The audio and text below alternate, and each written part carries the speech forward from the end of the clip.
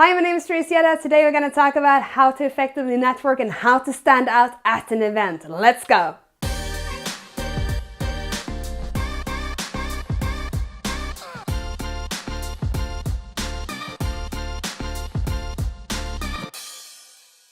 Hi, my name is Teresa. I'm the founder and CEO of 30-Minute MBA. We increase workplace engagement through actionable learning. I'm also a keynote speaker, traveling the world, meeting a lot of amazing people from all over, covering topics like mindset, business culture, networking, and design thinking.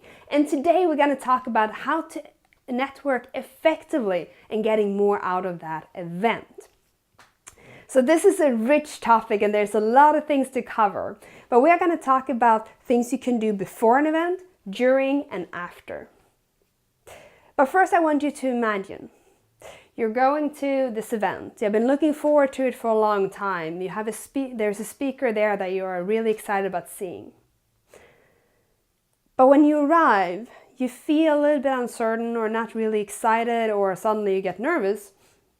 So instead of just going in and owning the floor, you go to the wardrobe and you hang your coat and take your time, and then you go to the bar and you stand there for a little bit, and then you go to the bathroom just to kill time before you can sit down and watch the speaker. And there might be a couple of friends around. So after you have listened to the speaker, you seek out your friends, say a quick hi, and then leave before you have connected with anyone. So regardless if you are a master connector or if you're just starting out and feel that that story might be pretty close to the truth for you, this is a video for you. So I've been a connector myself for almost 15 years, and when it comes to connecting with people, building real relationships, especially in the format of events and conferences and dinners and things like that, there is a couple of things we can do to really focus on the connection and the relationship with the other people that are there, but also getting more out of our networking activities. So let's just start with talking about before the event. Which events should you choose and why should you choose them? So I'm sure that you get a lot of invitations to different conferences, events, dinners, and it's not always easy to choose which one we should go to or why we should go to certain things. So one thing to consider is always the opportunity cost.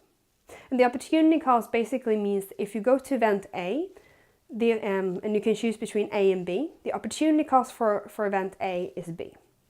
So you can literally only choose one of them, right? So when we are considering opportunity cost, and not only between events, but in time in general, I've noticed when I work with my clients as a performance coach that people become more aware of their time and they're more conscious with what they are choosing. So when you actually commit to an event, you want to make the most out of it. So number one is of course choosing, but there's a couple of things we can pay attention to when we choose an event. And that would be, why is this important to us? Are we looking forward to connecting with like-minded people? Are we looking forward to having deep intellectual discussions? Are we looking forward to that speaker that we admire to see live? Or what is it about the event that really stands out for you?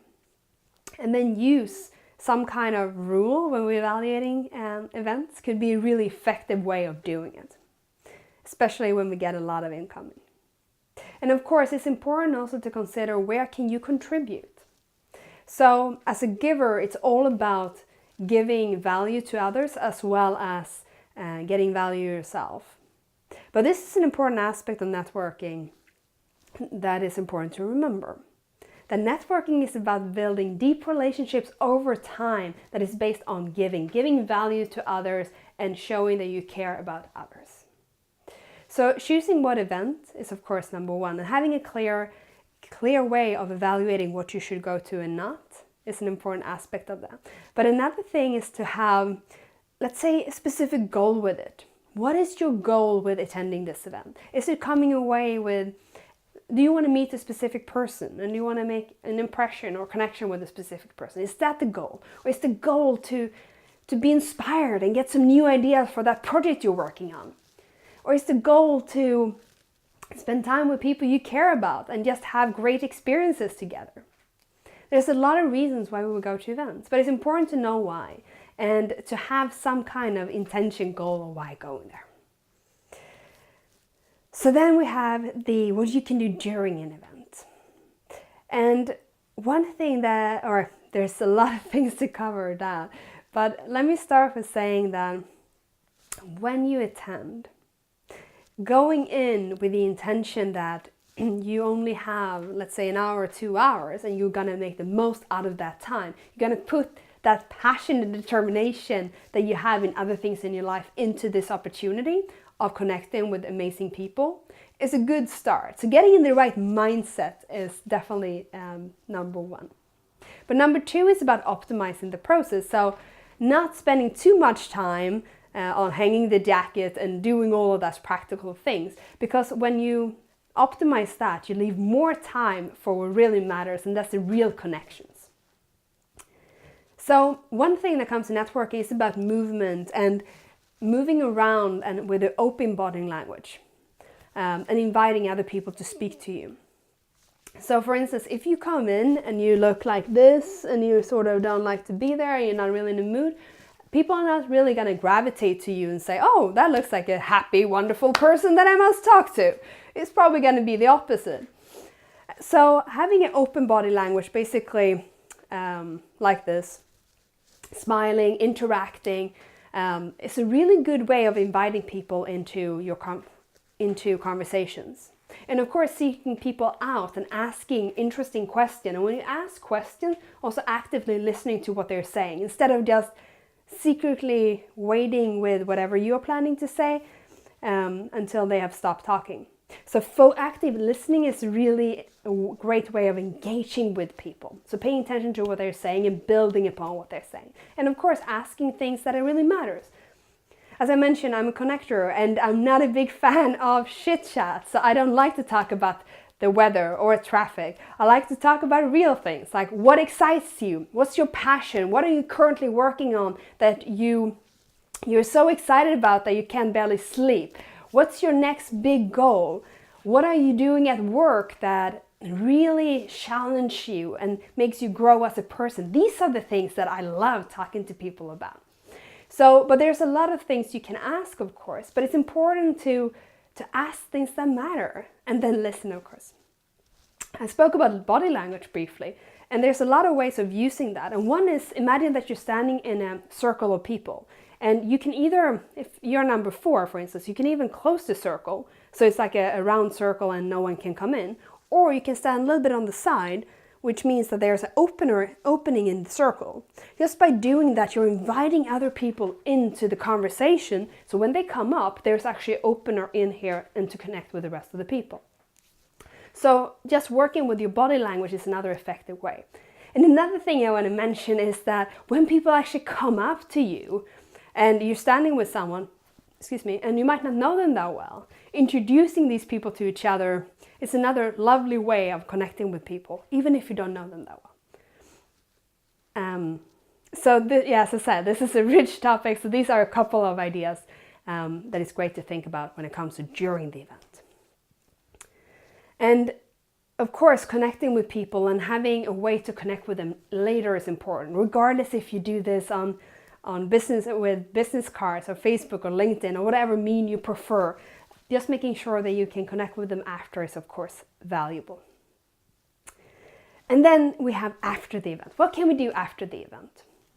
So I spoke about that networking is about building real relationships and being a giver and caring about people. And one great way of caring about people is through reaching out to the organizer and thanking him or her or this organization about the event or for the event and expressing what you really liked with it. The other thing, of course, is to reach out to the people that you met, either with a tip or follow-up on something you talked about, or even reach out to have a cup of coffee with them later. But the important thing is to connect with them after and make sure that you are connected. And we're going to do a video later about how to stay in touch with all of these amazing people you are meeting along the way.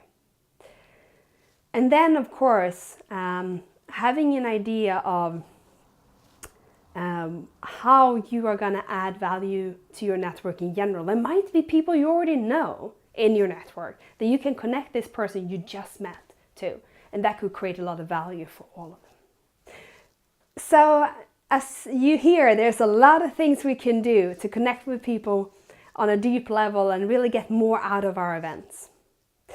And we believe in supporting you as a high achiever. So we have developed a specific gift for you, or designed a specific gift for you called the Futuristic You with a 30-day challenge. And you can access it in the description box below. And as always, if you're new here, don't forget to subscribe. Leave a comment down below on how you like to connect with people at events. And as always, achieve greatness. Bye!